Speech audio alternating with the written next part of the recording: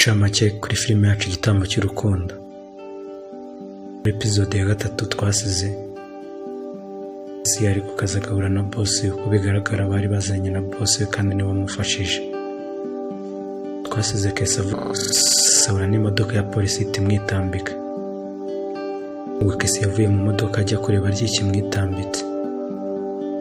Naho twagarikiye muri episode yacu ya 3. Twakomeje na episode ya 4. Episode ya 4 Igitambo cy'urukundo. Ubwo Kesi yahise ava mu modoka asanga ni Derek umwitambitse imbere. Derek ni wa mupolisi waza uganira na Fande nimba mubyibuka. Ubwo Kesi yahise abwira Derek ati uzi ukuntu nkanze waruntu nari ngize ngo ndi muntu. Gusa Kesi uburyo yabibwiraga Derek bisa nkaho bari baziranye. Derek yahise amusubiza ati none se Kesi ko wari wikanze cyane wari ugize muri mu byaha? Kesi aramusubiza ati abanyabyaha se nibo bikanga bonyine Derek? Derek aramusubiza ati yego kuko baba bafite byinshi bikanga. Asabwira Derek ati cyakoze da Derek uzi ubwoba nari ngize? Derek aramusubiza ati cyakora nanjye mbonye imodoka ya polisi nyitambitse imbere nakagize ubwoba. Kesi yahise abwira Derek ati Derek ubona ntarizi neza koko? Derek aramubaza ati gute se? Kesi aramusubiza ati wana mfite inshuti twiganye yabaye umupolisi. Derek ahita amubwira ati ariko Kesi ntugakabye, gusa ubona hari ibirenze uretse za brag zawe. Ariko nanjye nize neza Kesi. Aramubaza ati gute se ubwo? Ubona narikanye n'umuntu ukora muri kampani ya mbere mu gihugu cyacu. Ariko Kesi ubundi kariya kazi wakabonye gukora hariya ni ubwenge bwawe cyane uko ufite iwanyu bari bazwi, cyangwa se ni umugisha wigiriye?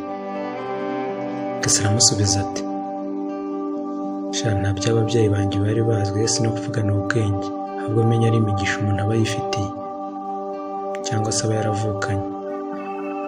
Derek abwira Kesi ati wamugane Kesi, umuryango w'iwanyu muri abanyamugisha, ahubwo wagira akaza gushaka umukazana iwanyu, ahari nawe iyo migisha yazamukurikirana ivanze n'amahirwe nk'iyo mugira. Kesi aramusubiza ati none se buri kideri uze gusaba umugeni wacu ko dufite n'abageni benshi ku bwinshi? Derek aramusubiza ati ibyo si ibyo umbwiriza, vuba nzaza, ahubwo se umpaye karibu? Kesi aramubwira ati karibu ariko bacureyeho na Derek. Derek aramusubiza ati thanks Kesi. Kesi yaramubwiye ati ariko Derek uvuze ibyo kuri iyo topic yo kuza gushaka abageni mu rugo itunyibutsa akantu. Wigeze kumbwira ko Keza umwemera, ubundi byanyu byaje kurangira gute, cyabigeze? Derek aramusubiza ati bahora n'iki se muvandimwe? Ariko Keza ahora mbona ni nka musaza we. Uruko mbimuganirije nubwo ntabyerura ariko mbona atabashaka no kubyumva. We brag ze imikino ye ubona ibintu byose ashaka kunyereka ko amfata nka musaza we. Aramusubiza ati reka ntiwamurenganya Derek, ese kuva kera ko tuze mu rugo tubona twese dukurana tugakurira hamwe tugatubona ko mbese buri kimwe uzi ko twese twagikoreraga hamwe. Ubwo Keza araga kubona imbere ye buri gihe ntiyabura kugufata nka musaza we. Ahubwo we Derek uzatubore ubivuge umubwize ukuri. Igasubiza Kesi ati Kesi Keza ndamutinya cyane, mbona mbimubwiye bitarimo bitamurimo yahita mpitana cyakankuramwo iyo kotsa. Kesi aramusubiza ati ntubeshyire murumuna wanjye Derek. Derek abwira Kesi ati nawe uramuzi uburyo Keza ameze, kandi ndakeka umuzi cyane kundusha. Kesi yo kabisa ndigirishwa Keza ndamuzi, bimbwiye bitamurimo yahita kugurukana. Eric: ntiwumva se ko nawe umuzi? None se Kesi kumbajije ibyanjye na Keza tuvuge ko utigeze ubimubwiraho uko mwemera? Kesi aramusubiza ati: bivuganwa n'iki se Derek? Gusa ubundi njyewe ubona nguteretera ku buryo najya kukuvugira nkajya kubwira umuntu ko umukunda? Uzabyivugire, nibikunanira ubwo uzabura umwana. Bivuze asa nk'uri kumuseka ariko mu buryo bwa black. Eric yasubije Kesi ati: amugani da, reka nzabyivugire. Derek ahita abwira Kesi ati: none se Kesi bareka tukajyana hariya hakurya tugasangira akantu, sibyo nshuti yanjye yo mu buto? Kesi ahita amusubiza ati: ibyo nabyo tugende. Ruhanga kurya se? Nizere ko ikofi yawe ibyimbye kuko uyu munsi ndarya byinshi. Derek aramusubiza ati: tugende, we ndakuzi, ni umunwa wawe ubundi se urya ibingana gute? Ndagira ngo bumve ngo uzi kurya. Kesi aramusubiza ati: wowe mupinga gusa uraje umbone, waje urebe ibintu ndi bugukorere. Derek aramubwira ati: tugende ndebe ibyo ugiye kunkorera. Ubwo bahise bagenda bajya gufata kamwe. Tube tuvuye kuri Kesi na Derek tugaruke kuri Japhet na Keza aho bari mu rugo. Japhet abwira Keza ati: Keza ko mbona waheze muri izo phone na chat zawe, ntabwo uri buteke? Ko Keza ari hafi kuza. Keza asubiza Japhet ati: kabiri kangahe se unyibutsa guteka wanshinze y'umuhungu? Umbwiriza icyo gukora dore uko kareba. Abivuga arakaye cyane. Japhet aramusubiza ati: ariko Keza simvuze nabi, nuko nabona agafone yagutwaye burundu, ari nanaketse ko utakibyibuka. Gusa nimba mvuze nabi umbabarire. Zaramusubiza ati: ubundi abantu nkamwe nimwe mwirwa mubeshyira abakozi ngo ntibateka birirwa mu matelefoni, kandi iyo udebye mbona utazavamo umugabo Japhet. Japhet aramusubiza ati: Keza mbabarira rwose, sinzongera kugira icyo nkwibutsa kugeza igihe uzajya ubyiyibutsa ku giti cyawe. Keza aramusubiza ati: rero ubimenye sinkunda abantu bashyanuka, mbona igihe wahereye kuva mu gitondo nsakuriza bakomeza umbaza ubusa. Kiraho batongana, Kesi yari yaje kare ariko bumva ibyo barimo. Guhita yirira aseka arababwira ati: ariko mwebwe ntimwihana akabanga? Nk'ubwo yagize umuntu winjira hano akumva muri gupfa ubusa nk'ubwo ntiyabaseka? Ko nabumvishe mwese ko nta n'umwe uri mukuri. Gusa Kesi yanze kuvuga ko Keza ari we uri mu kugira atamurakaza, agahita avuga ko akunda Japhet, ko kuvuga bose ko bari mu makosa, ariko wari uri mu makosa yari Keza, byarumvikanaga. Gusa yakibeshye akavuga ko Keza ari mu makosa, yari kumusimbukana, yari amuzi cyane. Keza yahise abwira Japhet ati: Keza yahise abwira Kesi ati: oya Kesi, uyu musore wanzaniye niba yaravuye mu cyaro cya hehe aba yiriwe ambaza ubusa. Arabona gaze ngo ibi ni ibiki, arabona firigo ngo ikora gute, boshye wagira ni umuntu warereye mu mashyamba, kuko muri generasiyo yacu ni gute umuntu nk'uyu nguyu aba atazi ibintu nk'ibi. Kesi abwira Keza ati: ntukavuge gutyo muvandi, kuko niba waragize amahirwe yo gukurira muri famiye ifite ibi byose, ntukeke ko n'abandi bose bagize ayo mahirwe wagize. Ahubwo we wagakwiriye kumwigisha ukamufasha kumenya ibyo byose atazi, kuko nawe ni umuntu kandi yakwiga agafata.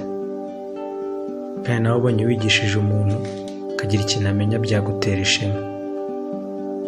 Keza asubiza Kesi ati: reka njye sinakigisha umunyacyaro, uzamwigishirize niwe wamuzanye, ahubwo ntihagire n'ikintu kimwe azongera kumbaza tutazapfa ubusa. Japhet yahise abwira Keza ati ni ukuri Keza nta kintu na kimwe nzongera kukubwira yewe no kukubaza pe mbabarira birangire. Keza asubiza Japhet ati sawa birangire rero, Imana ishimwe kabisa niba utazongera kumbaza ubusa nk'ubwo wirirwa umbaza. Keza arababwira ati okay mubikemuye kigabo, none se bavandi ko twaheze mu biganiro ntabwo muteka turya, kereka niba mudashonje kuko njyewe nariye kabisa. Derek anguriye akantu.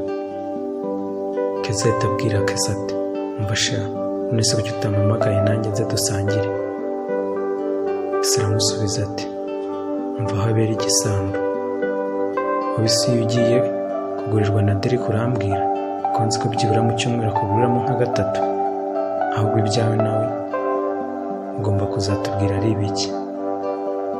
Azahita aseka abwira Keza ati ugira umunwa ndakuzi, kandi ubwo uranzanye muvandi reka nkureke nigire guteka njye ndashonje.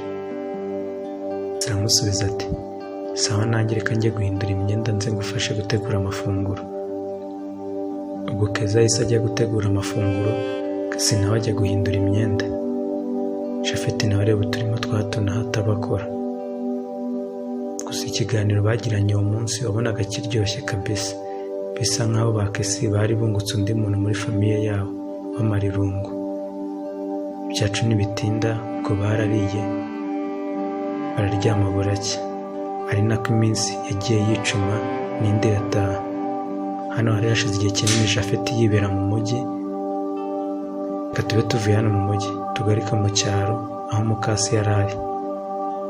Ku mukase yari yaje gusurwa na Sandrine mu mwibuke ni wa mukobwa twatangiranye na filime yacu akundana na Japhet. Gusa Japhet yamusize mu cyaro ajya gushakira ubuzima mu mujyi. Ubwo Sandrine yari yagiye gusura mukase wa Japhet. Mukase wa Japhet abwira Sandrine ati harya Sandrine ngo ntuzi aho Japhet yagiye nako yumunganiye? Sandrine aramusubiza ati ariko mama Japhet igihe Japhet amaze basi nturamukumbura we buri gihe wirirwa umutuka umuvuga nabi buri munsi? Mukase wa Japhet aramusubiza ati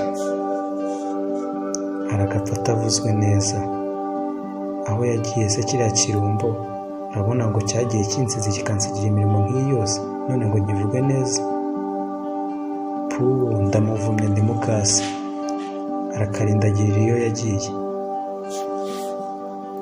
Sandrine aramusubiza ati rwose mama Japhet wagakwiriye guhinduka pe, waramuvunishaga cyane ukamubwira nabi yo ukamukoresha n'imirimo ivunanye, kugenda nanjye mbona yari abikwiriye. ahubwo si ubwo mama Japhet wumva ubugome bwawe buzakugezayo? Mama Japhet cyangwa se mukase we yahise asubiza Sandrine ati urumva ngo nawe uranyubaha ku bashyano ry'umukobwa we?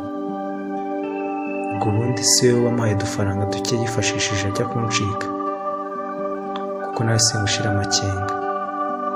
Sandrine yahise amusubiza ati sinkobotse mama Japhet, nuko uvuze nabi Japhet kandi simba nshaka kumva abantu bavuga nabi Japhet, yewe birambabaza kandi bikanangura kwikontorora iyo numvise umuntu uvuze nabi Japhet, kandi kuvuga nabi siyo kinzanye hano mu rugo rwawe.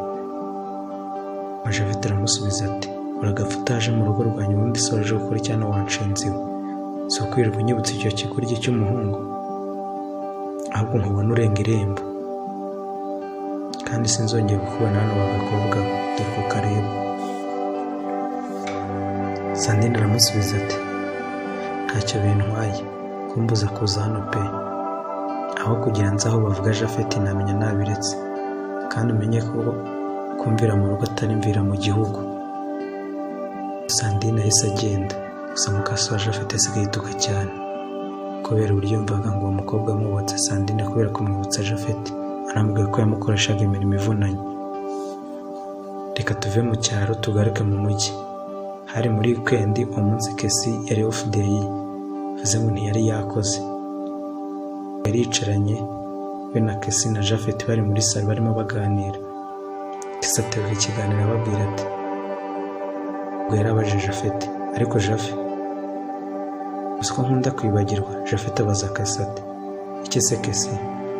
Kesi aramusubiza ati ibyo warambwiye wagarukiye mu wa kangahe?